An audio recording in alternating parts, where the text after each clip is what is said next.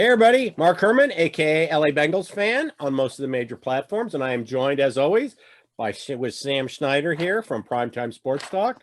Before I forget, tell them where they can find all your stuff, Sam.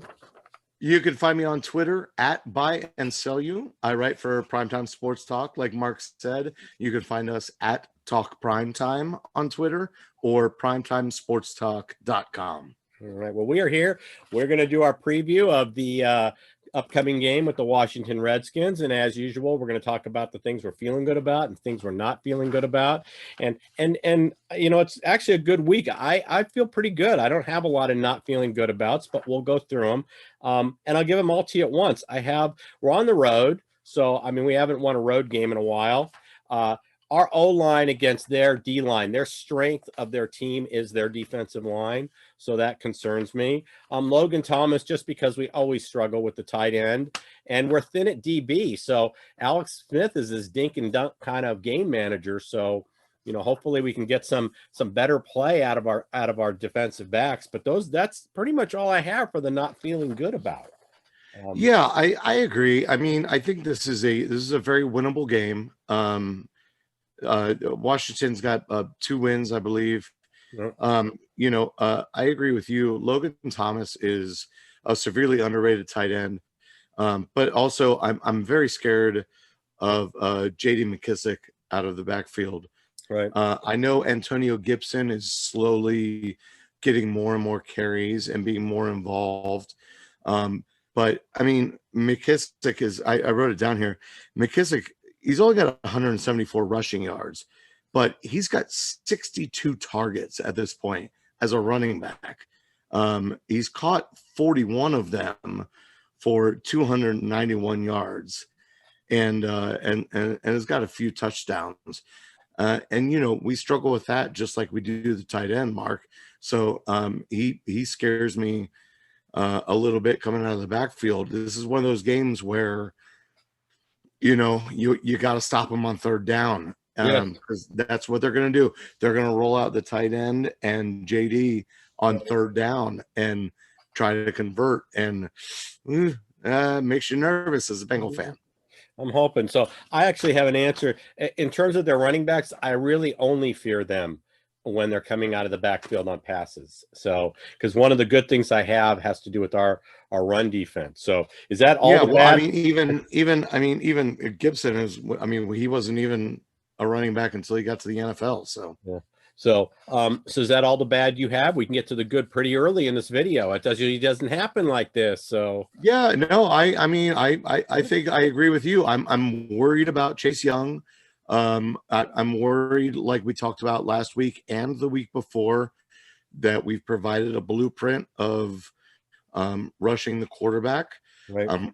I don't know what the offensive line is going to look like when we roll it out there. You know, I'm sure you're going to talk about the injuries in a little bit, but you know, I guess that's the worry we have every week, isn't it? What is the offensive line going to look like? What are the injuries? What are the DBs going to be? So yeah. All right. Well, we're going to jump right into the good, and we'll transition using that rush statistic. So even though we are very poorly rated in terms of our overall run defense, if you focus on the last 4 games, you know, we were giving up 150, 160 a clip, you know, averaging to start the season.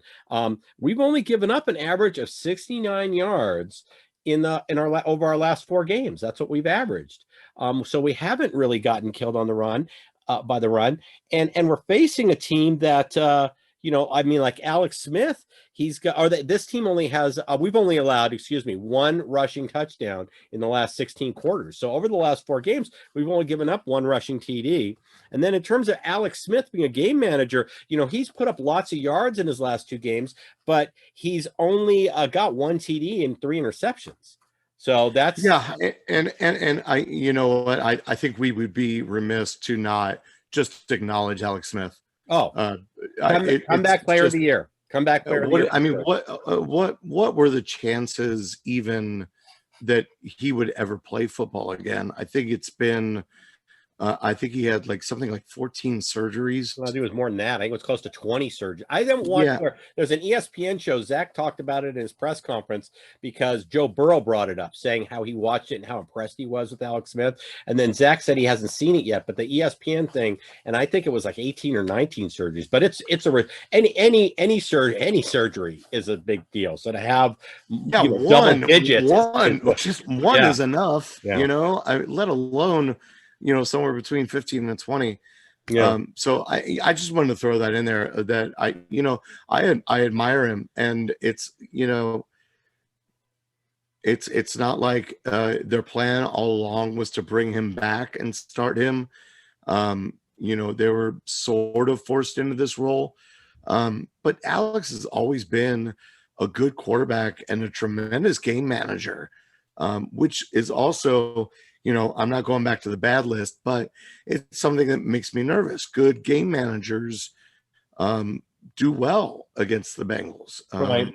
But Alex Smith, with all of his game management skills, the one thing I admire about him the most is what a great person he is, because you got to look at his career. He gets the number 1 overall pick, and then Harbaugh drafts Kaepernick, and he kind of gets kicked to the curb. And then he goes to Kansas City and he watches Mahomes get drafted. And if you talk to Kaepernick or you talk to Mahomes about Alex Smith, he was always willing. He never saw him as a threat. He was always still willing to mentor him. And even when he got to Washington, it was the same kind of thing. So that's a class act, in terms of not seeing these guys as a threat. And all of those guys, all of those young quarterbacks, to a man, said, I would not be where I am right now without Alex Smith. So, and that's classy stuff, man. That's really good. But with all that said, it's still 700 yards or something in the last 2 games,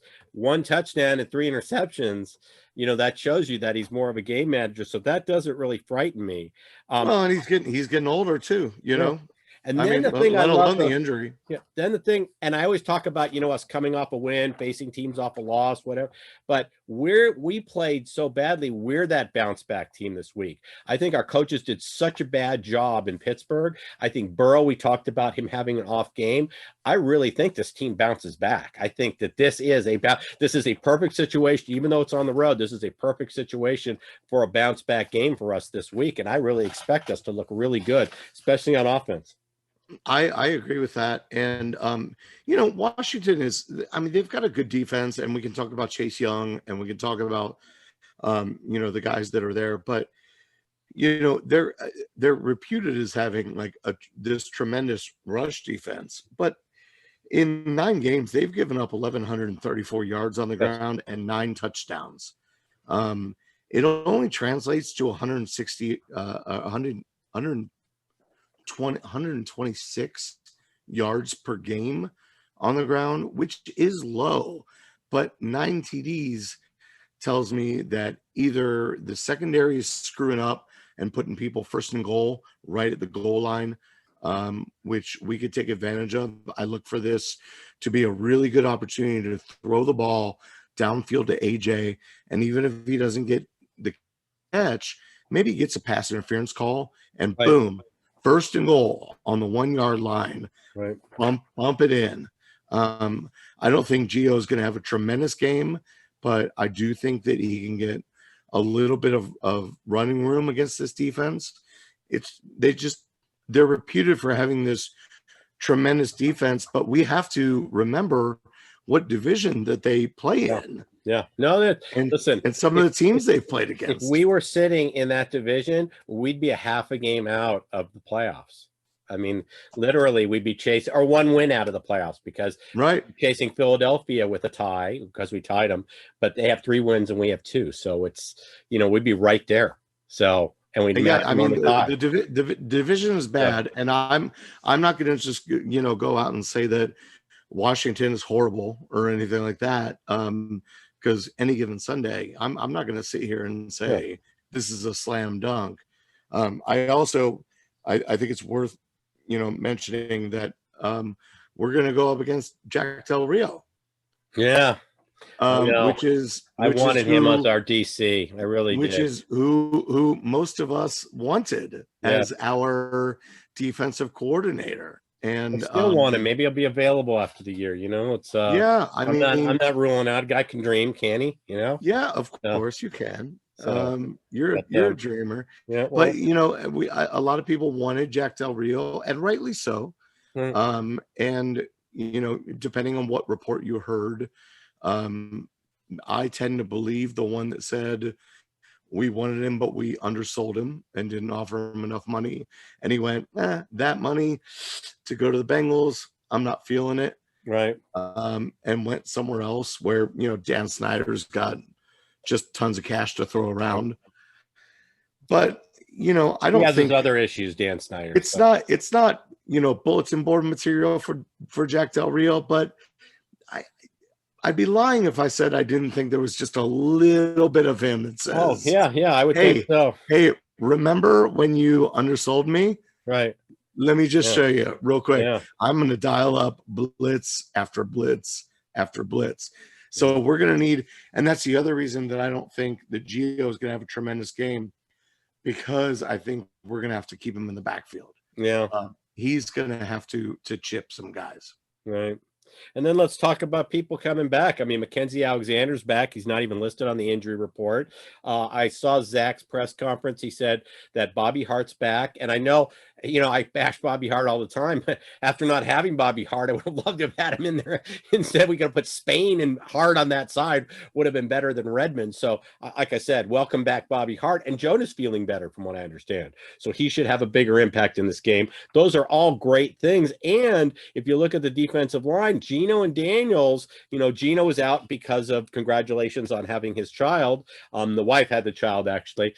For those of us that have kids, let me tell you, as a male, you're a spectator. Gino did not actually. Yeah. Well, he did and he didn't, but as a male, I can tell you that we're spectators. The women do all the work there, but still, he had his child. But Gino, Daniels, and Xavier Williams are back, practicing. So we should have some infusion in the defensive line. Hubbard's back for a second game. So, I think our defense is going to play better. And we should be able to if the scheming is correct and we don't play soft zone and, if the scheming is correct, we should be able to pressure Alex Smith. Like I said, 1 touchdown and 3 interceptions over 2 games is not exactly a resume that frightens you. So yeah, no, not at all. And I agree with you. It's good to have those guys back, especially when I think we initially thought those guys were going to come back right after the bye. And I think all Bengals fans were very disappointed when we looked at the injury report after the bye and still saw just all those names, and that was frustrating. And make no mistake about it, that contributed to the loss last week. It absolutely did, especially on defense. So it's good to have those guys back. And, I think the middle of the line will be stronger with Gino and Williams there.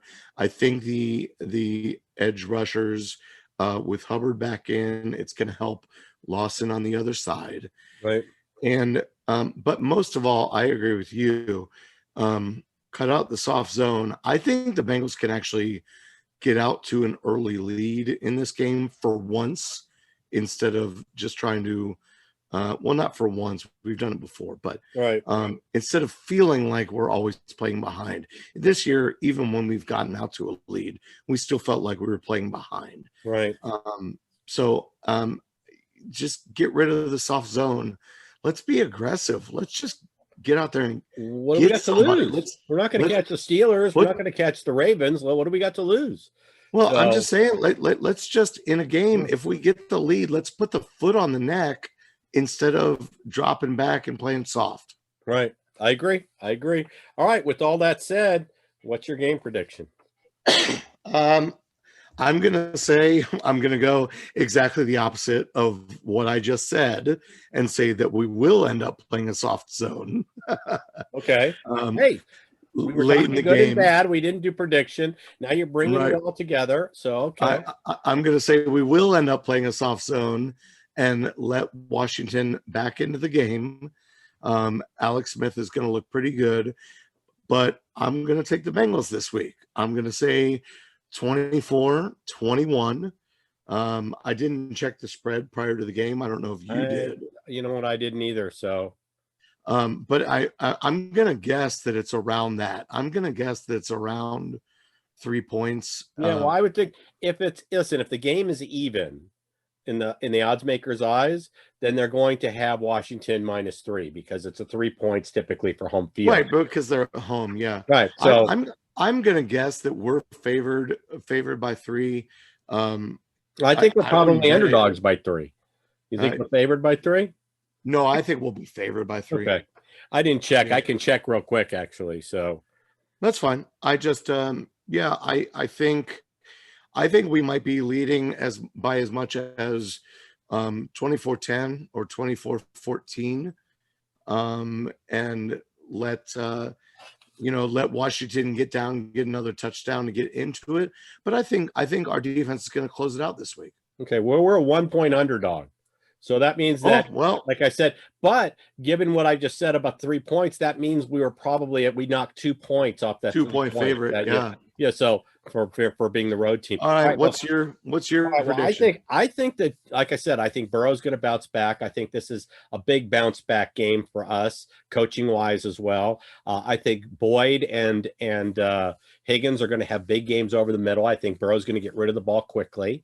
And I'm thinking 29-23. I do think we get out ahead quickly, and I do think we wind up giving some of it back. Alex Smith made a lot of hay in the second half against Detroit when he came back, and brought the team back. So I think that I got 29-23. And the reason I have 29-23 is I have 3 touchdowns and 3 field goals, but I think big old Randy Bullock misses a PAT. So that's why I got the 29. So he can't have but he makes his 3 field goals. Nice call. We're going to talk about that for sure on the post game. That's my score here. So I'm glad that you mentioned Burrow, because I meant to mention him earlier. Last week was his first really big struggle, and first time he laid an egg. I mean, I think and it was a lot of weather related. I'm not excusing him. Right.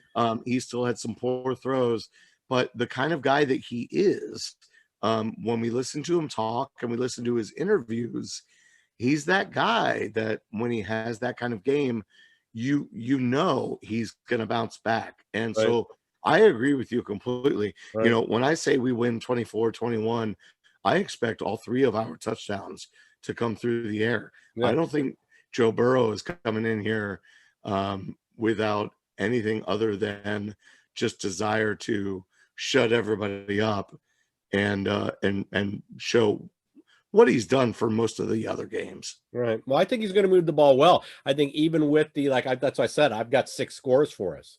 3 touchdowns, 3 field goals. I've got us, scoring on most of our drives. I think even in between the 20s, I think we move the ball because their strength is not their secondary. And I think we can pass. I think if we get rid of the ball quickly and we have the right scheme coming in and hopefully the right offensive line playing, combination with Hart back, that'll give us some more options. So I really like that. Let's talk. I think this is the week actually that, and you know how I feel about it.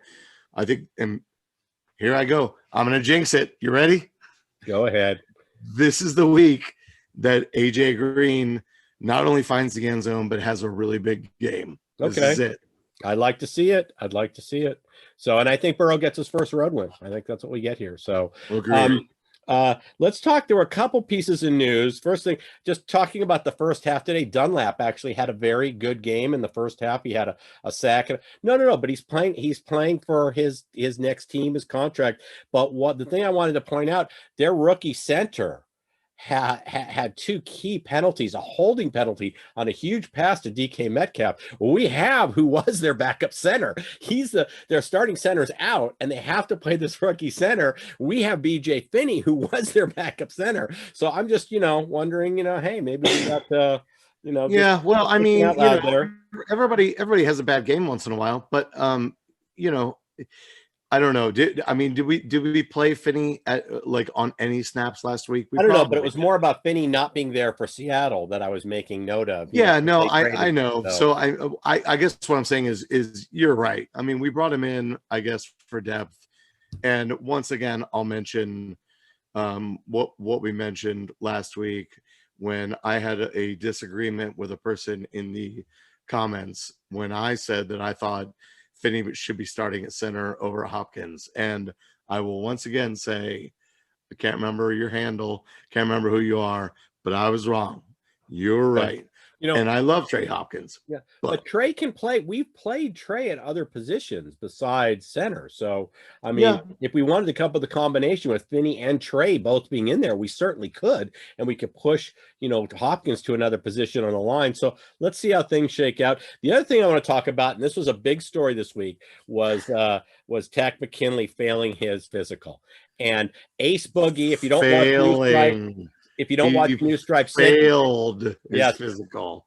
Ace Boogie did, and he speculated. I'm saying this is speculation, that there was a possibility that Takk is coming out of a team that had issues on Atlanta, watched us play in Pittsburgh, and said, I don't want to be part of this team, and failed his physical on purpose, because there were the three other teams that had claims in for him were the Niners, the Browns, and the Raiders, and the Niners got their claim in.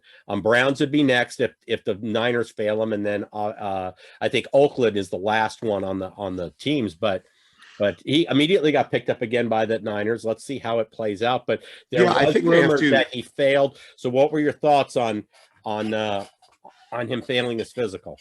Yeah, I agree with you. I agree with you pretty much across the board. I don't know that he, watched the Pittsburgh game and said, I don't want to be here.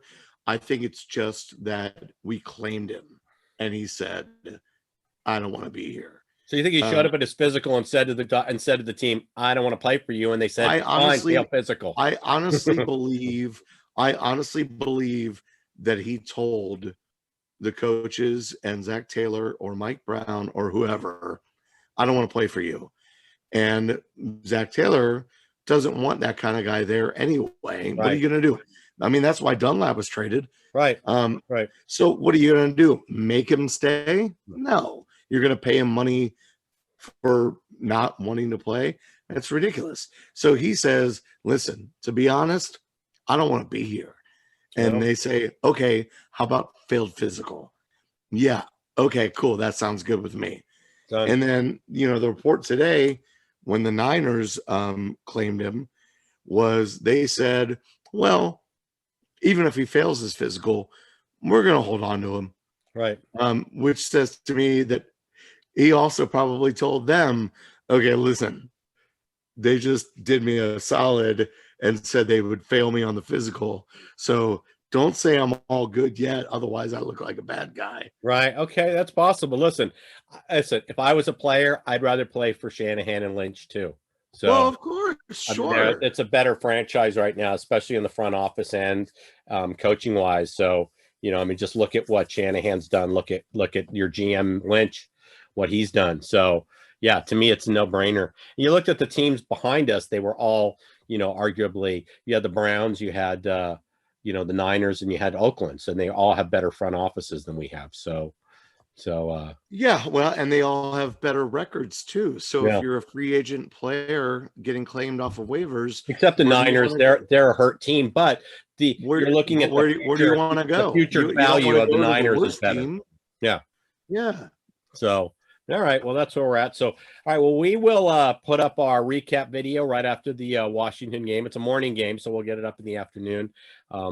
And there were people who in the comments wanted me to go back to the old sign off, so and we kind of worked the bad language out of the show because, I had people also complain that their kids couldn't watch the podcast with them because we had so much bad language. But I'm considering the F Taylor till we win a playoff game and the F Mike Brown until you sell the team. That's on the table. So I'm going to give him a couple more weeks, but we could roll that sign off back out. So we did have. Well, how about for right now? The pre sign off would be, don't forget to subscribe to this channel. Please subscribe to this channel and see if we end up going to that new sign off. So, but there were questions, and it is on the table. If I do it, it will probably be an F, and I'll make the gesture. So, hey, Mark, what if we get to 700 subscribers, can you go back to the old sign off? Yeah, I can go. We'll see. 800 I want to get to the 1,000. We got to get to the 1,000. If we get to 1,000 subscribers, yes, Mark will drop the F-bomb multiple times in at the end of every video. Yes. There you go. There you go. That's the incentive. So, but there was requests, and I did want to address that. So we will be back with the recap video right after the Washington game. Hopefully it's a win. Hopefully we can blow the party horn. It'll all be good. I've only gotten to break it out twice. I didn't break it out for the tie. So I love the party horn. The party horn is here. It's ready to go. It hasn't been touched in a while. We're ready to do it. So with that, I'm going to say hoot everybody, and we will catch you Sunday hopefully after a Bengal win. Hooday. Hooday. Take care.